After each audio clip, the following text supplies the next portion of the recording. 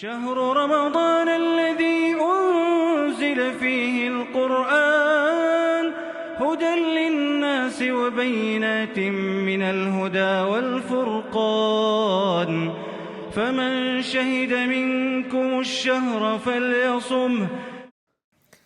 الحمد لله رب العالمين والصلاة والسلام على أشرف الأنبياء والمرسلين وصلى الله على نبينا محمد وعلى آله وصحبه أجمعين. नाज़रीन किराम, आज के प्रोग्राम में आप सौम, जिसको रोज़ा हम कहते हैं, या भूखा होना आप कहते हैं कि ये साहब भूखे हैं यानी रोज़े से हैं, इनको खाना पीना नहीं है, ये कैसे करना है और हमारे इस्लाम धर्म के अंदर, इस्लाम मज़हब के अंदर इसकी क्या हकीकत है, क्या चीज़ है भूखा होना, क्या चीज़ है रोज़ा रखना, क्या चीज़ है सौम, आइए हम समझ लेते हैं। सौम जो होता है, और आपको मालूम होना चाहिए, आप जान लें इस बात को कि सौम जो है या भूखा रहना या रोज़ा रखना इस्लाम के अरकान में से एक अहम रुकन है। सौम या रोज़ा एक ऐसी इबादत है कि एक मुसलमान व्यक्ति को खाने पीने और इसी तरह अपने बीवी से के साथ सोना है, उस अमल के लिए जिससे आदमी नापाक हो जाता है, वो तुलूए फज्र से लेकर के जब तक सूरज डूब नहीं जाता है, ये इस्लाम के अंदर मना किया गया है। इसी को कहते हैं भूखा रहना, रोज़ा रखना या सौम की हालत में आदमी हो तो इससे इन सारी चीज़ों से बचना चाहिए।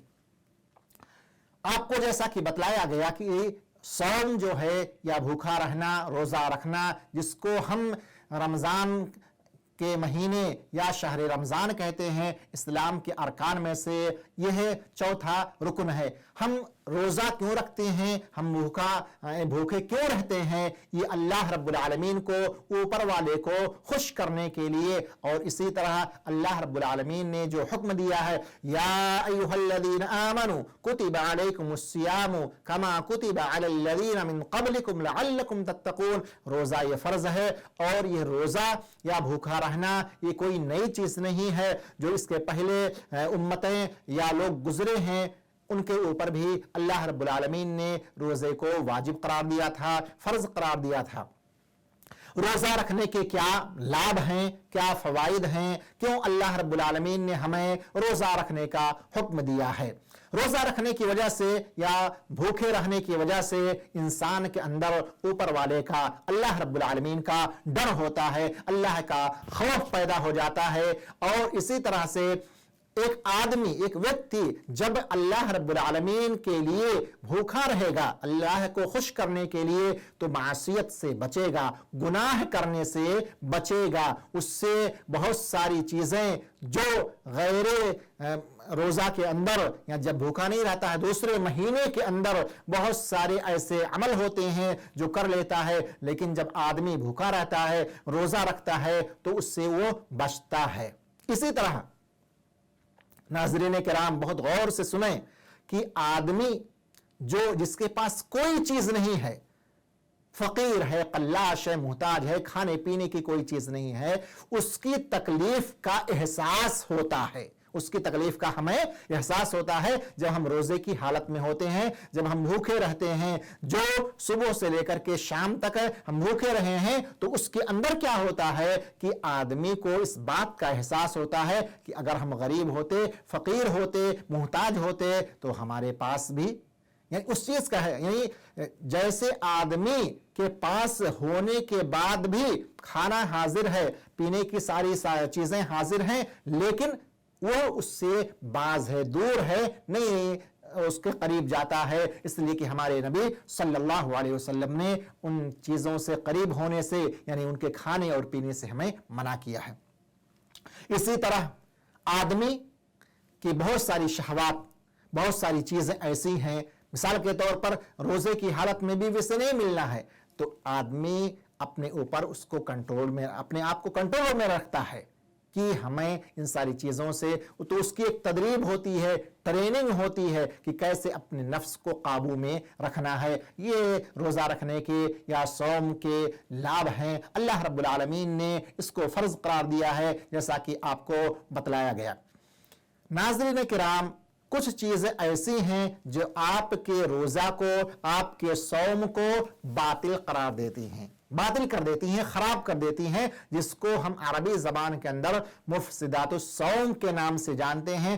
آپ کا روزہ خراب ہو جاتا ہے۔ کون کون سی چیزیں ہیں؟ آپ سماعت فرمائیں، سنیں۔ پہلی چیز، آپ نے کھا پی لیا، بھول کر کے نہیں، یا آپ نے جمع کر لیا، اپنی بیوی سے مل گئے، سو گئے دن کے اندر۔ سونے سے مطلب وہی ہے کہ آپ نے اپنی بیوی سے فائدہ اٹھایا، آپ نے جس کو ہم کہہ لیں کہ آپ نے جمع کیا، تو یہ بہت بڑا گناہ ہے، بہت بڑا پاپ بھی ہے۔ اور اسی طرح سے آپ قے کر لیں، آپ اپنے عمدن قصدن آپ انگلی ڈال کر کے اپنے منہ کے اندر یا کوئی دوسرا طریقہ اختیار کر کے آپ کے اندر سے الٹی جس کو کہتے ہیں ہو جائے، تو اس سے آپ کا روزہ فاسد ہو جائے گا۔ یا اسی طرح سے ناظرین کرام، میری مائیں اور بہنیں غور سے سنیں اس بات کو کہ اگر روزے کی حالت میں، مثال کے طور پر آپ نے صبح میں نیت کی، کھانا کھایا، صبح سے لے کر کے دوپہر تک آپ روزے کی حالت میں تھی، بھوکے تھی، لیکن دوپہر میں جو پیریڈ ہوتا ہے، جو خون جس کو حیض کا خون بولتے ہیں، آ گیا، تو پھر آپ کا روزہ وہ خراب ہو جائے گا، آپ کا روزہ فاسد ہو جائے گا۔ روزہ رات میں نہیں رکھنا ہے، بلکہ یہ دن کے اندر رکھنا ہے۔ ایسا نہیں کہ رات میں بھوکے رہیں اور دن کے اندر نہیں۔ آپ کو بتلایا گیا کہ اس کا ٹائم کیا ہے، صبح سے لے کر کے شام تک سورج کے غروب ہونے تک کا یہ وقت ہے۔ یہ روزہ ناظرین کرام اللہ رب العالمین نے دن کے اندر فرض قرار دیا ہے، اور انہی رمضان کے اندر یا روزے میں ایک رات ہوتی ہے، اللہ رب العالمین نے اس کو ساری راتوں سے افضل بنایا ہے، بلکہ وہ 1000 مہینے آپ اللہ سے روئیں، گڑ گڑائیں، اس کی عبادت کریں، اگر ایک رات آپ کو مل جاتی ہے تو سب سے افضل ہے، سب سے بہتر ہے، جس کو ہم کہتے ہیں لیلۃ القدر۔ کیا کہتے ہیں؟ لیلۃ القدر۔ یہ کب ہے؟ کب ہوتی ہے؟ آپ کا جو آخری عشرہ یعنی آخری کی جو 10 راتیں ہوتی ہیں اس کے اندر ہوتا ہے، آخری جو 10 راتیں ہوتی ہیں اس کے اندر ہوتا ہے، آخری 10 راتیں ہوتی ہیں اس کے اندر ہوتا ہے، اور اس کے اندر زیادہ سے زیادہ نماز پڑھنی چاہیے۔ اور یہی نہیں، رب العالمین نے تو یہاں تک بیان فرما دیا کہ لیلۃ القدر خیر من 1000 شہر تنزل الملائکۃ والروح فیہا باذن ربہم من کل امر، کہ فرشتے نازل ہوتے ہیں اپنے رب کے حکم کو لے کر کے، جبرائیل علیہ السلام کا نزول ہوتا ہے۔ اور یہی نہیں بلکہ اس رمضان کے اندر، ان روزے میں رات کے اندر عشاء کی نماز پڑھنے کے بعد تراویح بھی پڑھنی چاہیے۔ روزہ چند لوگوں کے اوپر سے وہ یعنی روزہ نہ رکھیں تبھی بھی چل سکتا ہے، جیسے کوئی آدمی بہت بوڑھا ہو گیا ہے، مریض ہے، یا اسی طرح سے کسی کو حیض آ گیا ہے، یا اسی طرح سے کوئی عورت ایسی ہے، کوئی مہیلا ایسی ہے جس کے پاس پیٹ میں لڑکا ہے، جس کو ہم حاملہ کہتے ہیں، تو اگر وہ روزہ نہ رکھے، دوسرے ایام میں روزہ رکھے، تو ہمارے اسلام نے اس کو اجازت دی ہے۔ اللہ رب العالمین یہ ساری چیزیں جو بیان کی گئی ہیں روزے کے تعلق سے، اس پر عمل کرنے کی توفیق عطا فرمائے۔ وصلی اللہ علی نبینا محمد وعلی آلہ وصحبہ اجمعین، والسلام علیکم ورحمۃ اللہ وبرکاتہ۔ شهر رمضان الذي أنزل فيه القرآن هدى للناس وبينات من الهدى والفرقان، فمن شهد منكم الشهر فليصمه، ومن كان مريضا أو على سفر فعدة من أيام أخر، يريد الله بكم اليسر ولا يريد بكم العسر، ولتكملوا العدة ولتكبروا الله على ما هداكم ولعلكم تشكرون۔